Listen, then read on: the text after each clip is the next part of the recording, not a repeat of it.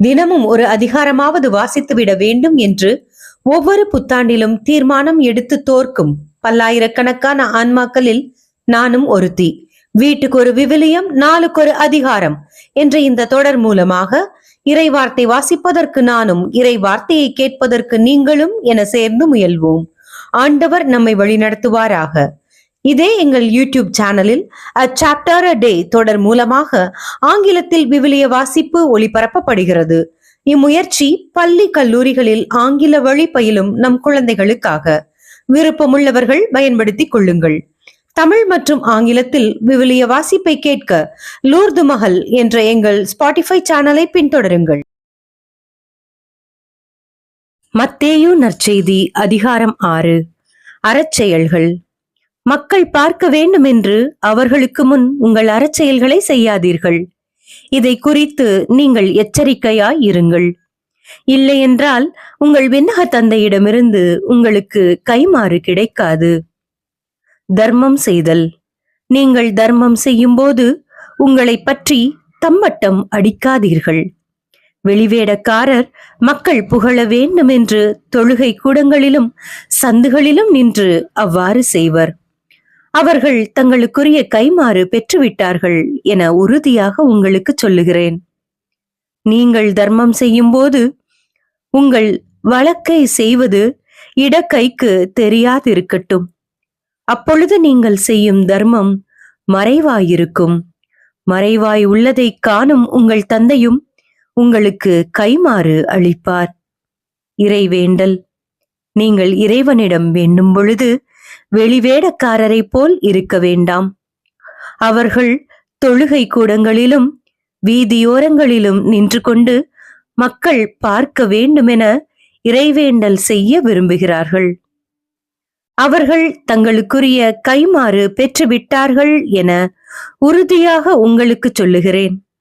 ஆனால் நீங்கள் இறைவனிடம் வேண்டும் பொழுது உங்கள் உள்ளறைக்கு சென்று கதவை அடைத்து கொண்டு மறைவாய் உள்ள உங்கள் தந்தையை நோக்கி வேண்டுங்கள். மறைவாய் உள்ளதை காணும் உங்கள் தந்தையும் உங்களுக்கு கைமாறு அளிப்பார். மேலும் நீங்கள் இறைவனிடம் வேண்டும் பொழுது பிற இனத்தவரை போல பிதற்ற வேண்டாம். மிகுதியான சொற்களை அடுக்கிக் கொண்டே போவதால் தங்கள் வேண்டுதல் கேட்கப்படும் என அவர்கள் நினைக்கிறார்கள். நீங்கள் அவர்களைப் போல் இருக்க வேண்டாம். ஏனெனில் நீங்கள் கேட்கும் முன்னரே உங்கள் தேவையை உங்கள் தந்தை அறிந்திருக்கிறார். ஆகவே நீங்கள் இவ்வாறு இறைவனிடம் வேண்டுங்கள்.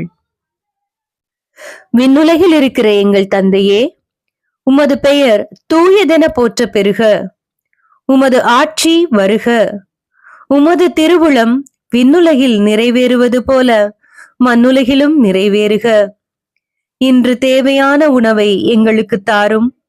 எங்களுக்கு எதிராக குற்றம் செய்தோரை நாங்கள் மன்னித்துள்ளது போல எங்கள் குற்றங்களை மன்னியும். எங்களை சோதனைக்கு உட்படுத்தாதேயும். தீயோரிடமிருந்து எங்களை காத்தருளும்.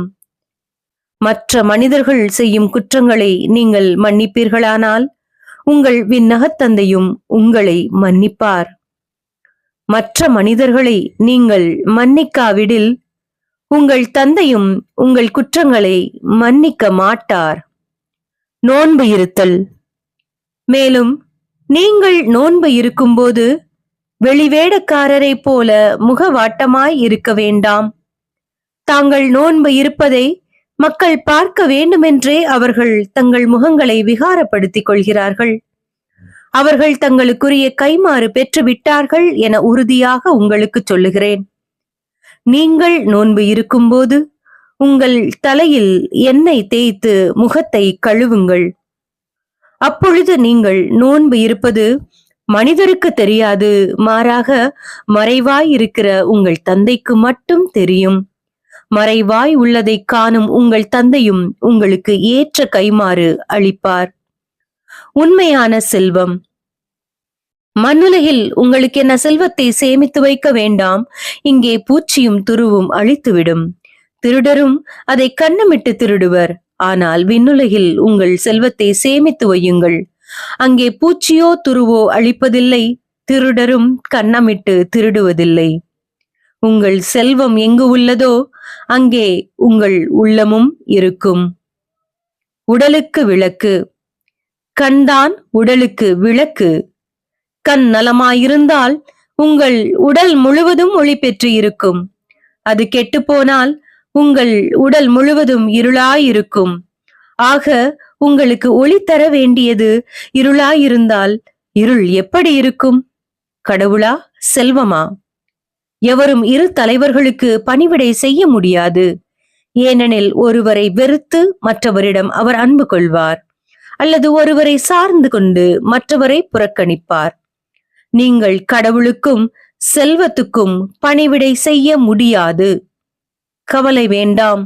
ஆகவே நான் உங்களுக்கு சொல்லுகிறேன், உயிர் வாழ எதை உண்பது, எதை குடிப்பது என்றோ, உடலுக்கு எதை உடுத்துவது என்றோ நீங்கள் கவலை கொள்ளாதீர்கள். உணவை விட உயிரும் உடையை விட உடலும் உயர்ந்தவை அல்லவா? வானத்து பறவைகளை நோக்குங்கள். அவை விதைப்பதுமில்லை, அறுப்பதுமில்லை, களஞ்சியத்தில் சேர்த்து வைப்பதுமில்லை. உங்கள் விண்ணகத் தந்தை அவற்றுக்கும் உணவு அளிக்கிறார். அவற்றை விட நீங்கள் மேலானவர்கள் அல்லவா? கவலைப்படுவதனால் உங்களில் எவர் தமது உயரத்தோடு ஒரு முழம் கூட்ட முடியும்? உடைக்காக நீங்கள் ஏன் கவலைப்படுகிறீர்கள்? காட்டு மலர் செடிகள் எப்படி வளர்கின்றன என கவனியுங்கள். அவை உழைப்பதுமில்லை, நூற்பதுமில்லை. ஆனால் சாலமோன் கூட தம் மேன்மையில் எல்லாம் அவற்றில் ஒன்றை போலவும் அணிந்திருந்ததில்லை என நான் உங்களுக்கு சொல்லுகிறேன். நம்பிக்கை குன்றியவர்களே, இன்றைக்கு இருந்து நாளைக்கு அடுப்பில் எரியப்படும் காட்டு புல்லுக்கு கடவுள் இவ்வாறு அணி செய்கிறார் என்றால் உங்களுக்கு இன்னும் அதிகமாக செய்ய மாட்டாரா? ஆகவே எதை உண்போம், எதை குடிப்போம், எதை அணிவோம் என கவலை கொள்ளாதீர்கள். ஏனெனில் பிற இனத்தவரே இவற்றையெல்லாம் நாடுவர். உங்களுக்கு இவை யாவும் தேவை என உங்கள் விண்ணகத் தந்தைக்கு தெரியும். ஆகவே அனைத்திற்கும் மேலாக அவரது ஆட்சியையும் அவருக்கு ஏற்புடையவற்றையும் நாடுங்கள். அப்பொழுது இவை அனைத்தும் உங்களுக்கு சேர்த்து கொடுக்கப்படும். ஆகையால் நாளைக்காக கவலைப்படாதீர்கள். ஏனெனில் நாளைய கவலையை போக்க நாளை வழி பிறக்கும். அந்தந்த நாளுக்கு அன்றன்றுள்ள தொல்லையே போதும். இது கிறிஸ்து வழங்கும் வாழ்வு தரும் நற்செய்தி. கிறிஸ்துவே, உமக்கு புகழ்.